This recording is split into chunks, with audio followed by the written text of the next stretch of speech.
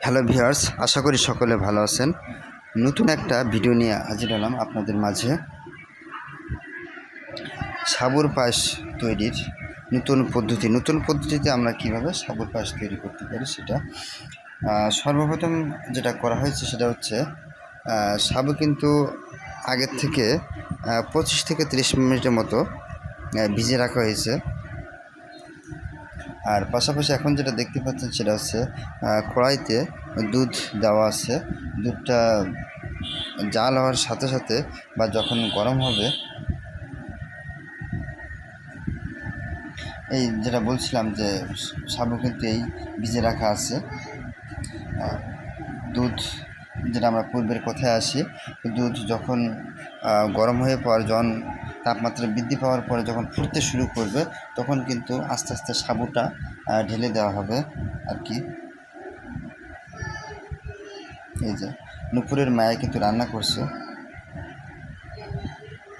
Hello viewers, এই সমস্ত video পেতে বা রান্নার ভিডিও পেতে বা ফ্যামিলি ব্লগের বিভিন্ন ভিডিও পেতে আপনারা আমাদেরকে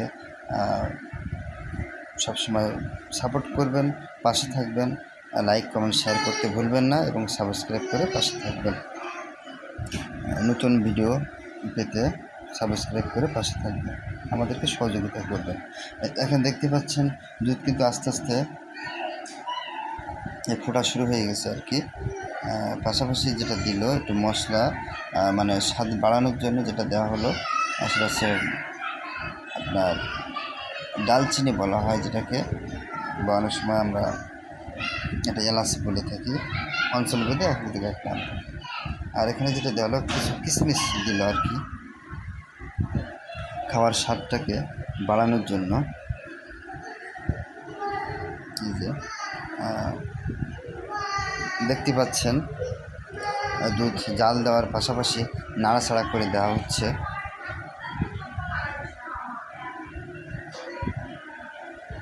এই যে ফুটতেছে দেখতে পাচ্ছেন খুব ভালোভাবে। এবার কিন্তু সাবু কিন্তু দেওয়া হলো।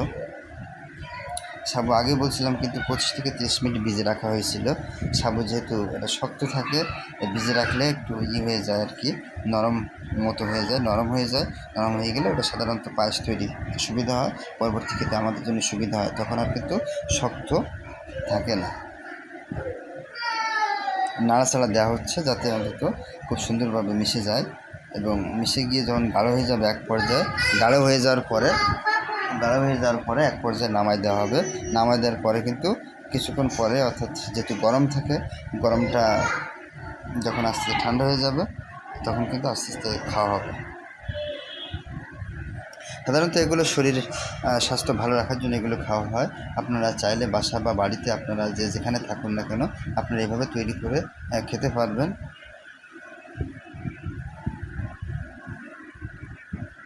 আর বিশেষ করে এই গরমের দিনে সাবু কিন্তু আমাদের শরীর স্বাস্থ্যের জন্য খুব, বা স্বাস্থ্য ভালো রাখার জন্য কিন্তু ভালো একটা খাবার। এই যে কিছু অংশ কিন্তু চিনি দেওয়া হলো, আবার বেশি চিনি দিলে কিন্তু মিষ্টি বেশি হয়ে যাবে, এবং অর্থাৎ আমাদের শরীরের জন্য বেশি, জানেন তো চিনি বেশি ক্ষতি করে, এই জন্য খুব কম খাওয়া উচিত।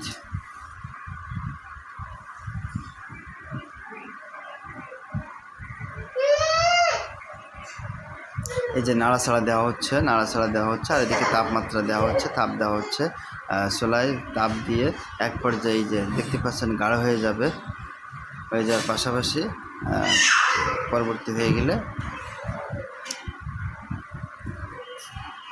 রেসিপি তৈরি হয়ে গেল। রেসিপি তৈরির কিন্তু শেষ প্রান্তে এখন আমরা পৌঁছে গেছি, আপনারা দেখতে পাচ্ছেন।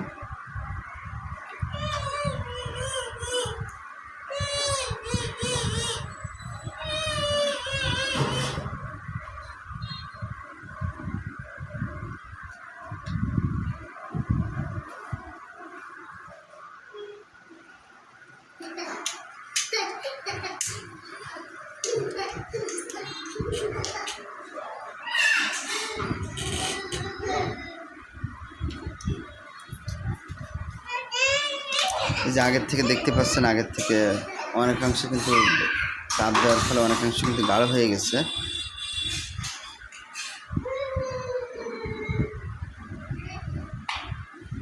এভাবে কিছুক্ষণ চাপ দেওয়ার পরে এটা আস্তে আস্তে খাওয়ার উপযোগী হয়ে যাবে আর কি। এই যে হয়ে গেছে। ধন্যবাদ সকলকে। পরবর্তী ভিডিও দেখার জন্য সকলকে দাওয়াত বা আমন্ত্রণ জানাচ্ছি।